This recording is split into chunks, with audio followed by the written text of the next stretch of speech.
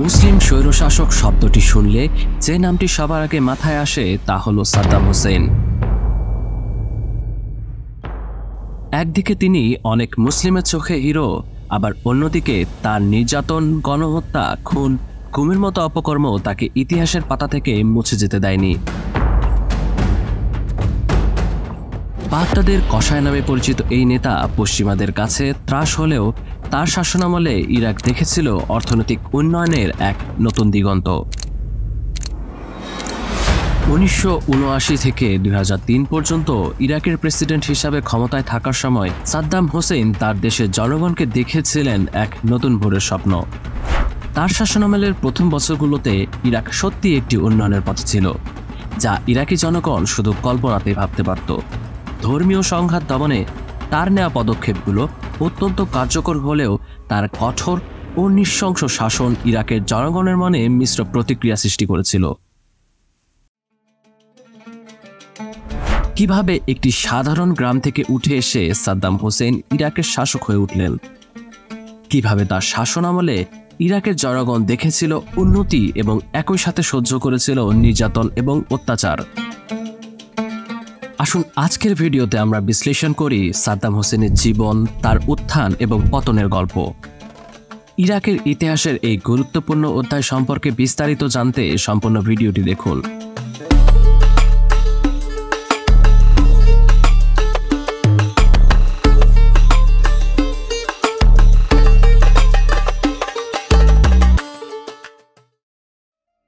সাদ্দাম হোসেন যখন ইরাকের পঞ্চম প্রেসিডেন্ট হিসেবে দায়িত্ব নিলেন, তখন কেউ জানত না যে আগামী বছরগুলোতে কি অপেক্ষা করছে তাদের জন্য।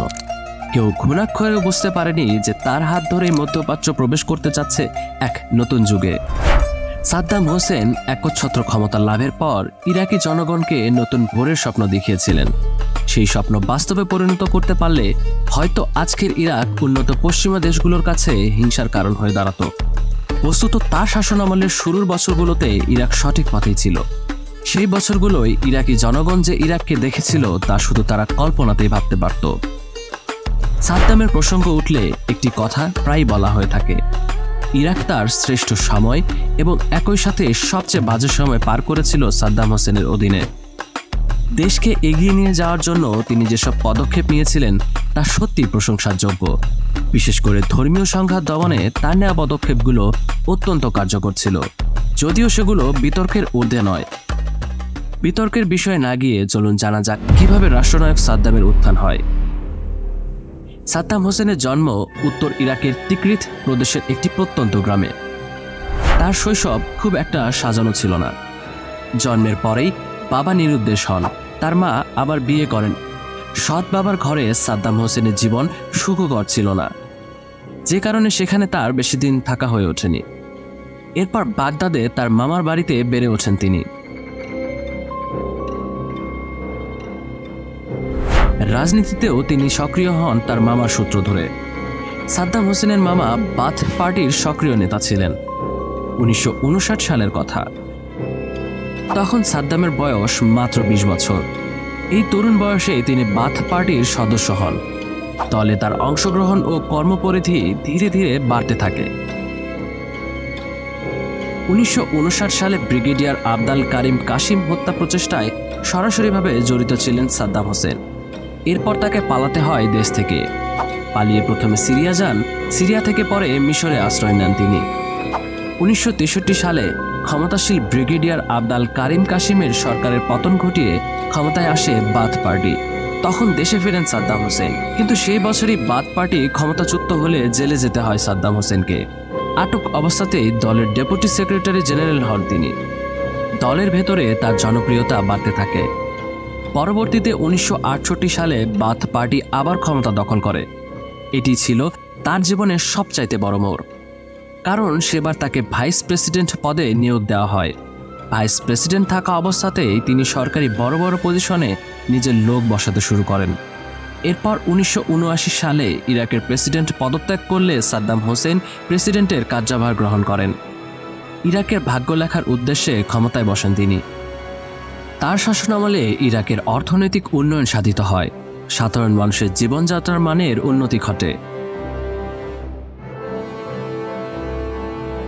তবে এই সুসময় ফুরিয়ে যেতে খুব বেশি সময় লাগেনি। ইরাকের উত্তরে কুর্দি বিদ্রোহ আর দক্ষিণে শিয়া বিদ্রোহ শুরু হয়। এগুলো শক্তভাবে দমন করেন সাদ্দাম হোসেন। এর ফলে নির্যাতন, গণহত্যা, খুন গুমের মতো অনেক অপকর্মে হাত রক্তাক্ত হয় তার। শুরু হয় আন্তর্জাতিক চাপ ও আক্রমণ। এক মুহূর্ত দম ফেলার অবকাশ ছিল না সাদ্দামের, কারণ প্রতি মুহূর্তে বিশ্বাসঘাতকতার ভয় তাকে তাড়া করে ফিরছিল। নিজের ছায়াকেও যেন বিশ্বাস করতে পারছিলেন না তিনি। মাথার মধ্যে শুধু একটাই চিন্তা, কিছু একটা করতে হবে, কোনোভাবে পিছিয়ে আসা যাবে না, কারণ তাতে তার ক্ষমতা এবং জীবন দুটোই হারাতে হতে পারে। ক্ষমতার নেশায় সাদ্দামের শাসনামলে কিছু ভয়াবহ ঘটনা যা না বললেই নয়। 22 জুলাই 1979 সাদ্দাম হোসেন প্রেসিডেন্ট হিসেবে দায়িত্ব নেওয়ার 6ষ্ঠ দিনে বাথ পার্টির 400-র বেশি নেতাকে প্রেসিডেন্সিয়াল প্যালেসের নিকট একটি সম্মেলন কেন্দ্রে জরুরি তলব করেন তিনি। সেখানে তিনি তার বিরোধীদের বিরুদ্ধে কঠোর ব্যবস্থা নেন। 68 জনকে হল থেকে বের করে নিয়ে যাওয়া হয়। তাদের মধ্যে 22 জনকে তৎক্ষণাৎ ফায়ারিং স্কোয়াডের মাধ্যমে গুলি করে হত্যা করা হয়। বাকিদের স্থান হয় কারাগারে। এর মধ্য দিয়েই সাদ্দাম তার শাসনকালে ত্রাসের রাজত্ব কায়েম করেন।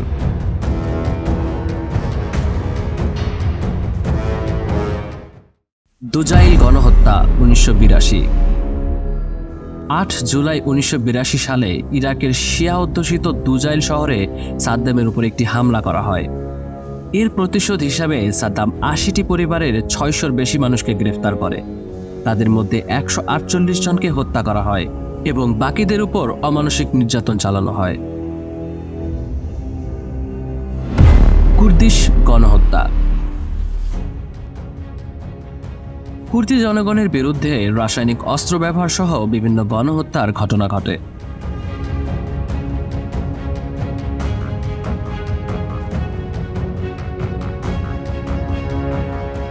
ইকোনমিস্ট পত্রিকা সাদ্দাম হোসেনকে 20 শতাব্দীর অন্যতম কুখ্যাত একনায়ক হিসাবে চিহ্নিত করেছে, যার শাসনকাল 2.5 লাখেরও বেশি ইরাকি জনতার মৃত্যুর কারণ হয়ে দাঁড়িয়েছিল।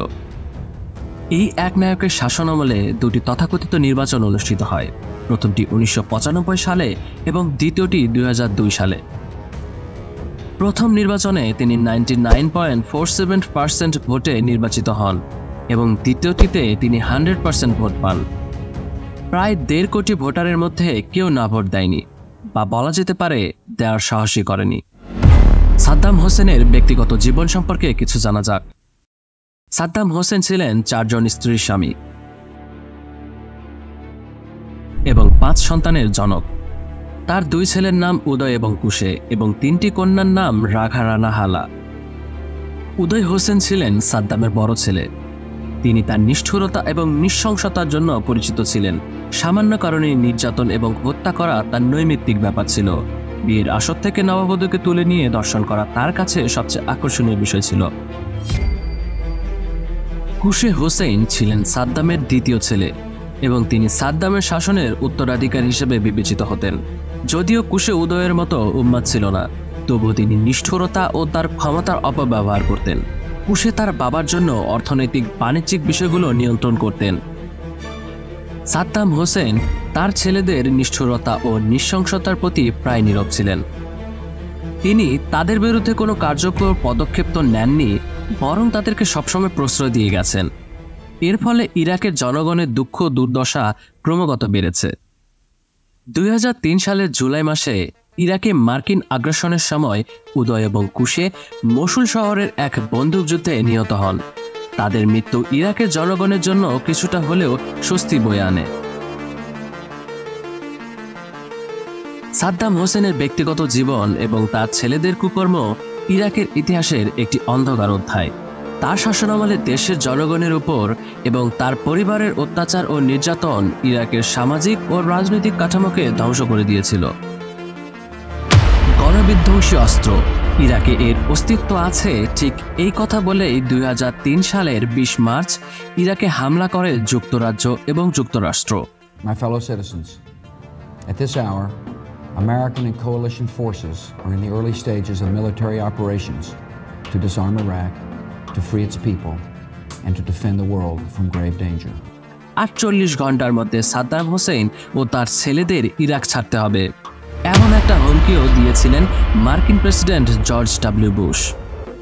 Saddam Hussein and his sons must leave Iraq within 48 hours. মার্কিন নেতৃত্বাধীন অভিযানে প্রেসিডেন্ট সাদ্দাম হোসেনের ক্ষমতাচ্যুত হবার পরও 8 মাস পালিয়েছিলেন তিনি। শেষ পর্যন্ত ডিসেম্বর মাসের 13 তারিখে তিকরিত শহরের কাছে ধরা পড়েন তিনি। পরিচয় নিশ্চিতের জন্য ডিএনএ টেস্ট করা হয়। ডিএনএ টেস্টের এই ভিডিওটি একজন কঠিন শাসকের জীবনের শেষ সময়টা যে কতটা অসহায় হতে পারে তা তুলে ধরে।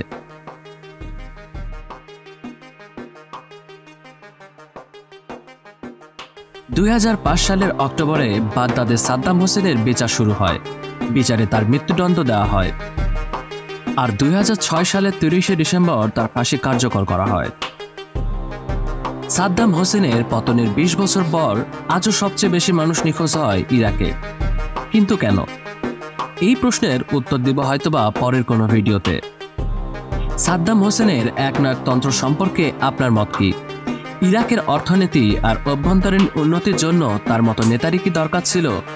নিচের কমেন্ট সেকশনে আপনার মতামত শেয়ার করুন এবং বিশ্বের অনেক অতীত যা আজও বর্তমান মনে হয় এসব ঘটনা জানতে সাবস্ক্রাইব করতে ভুলবেন না।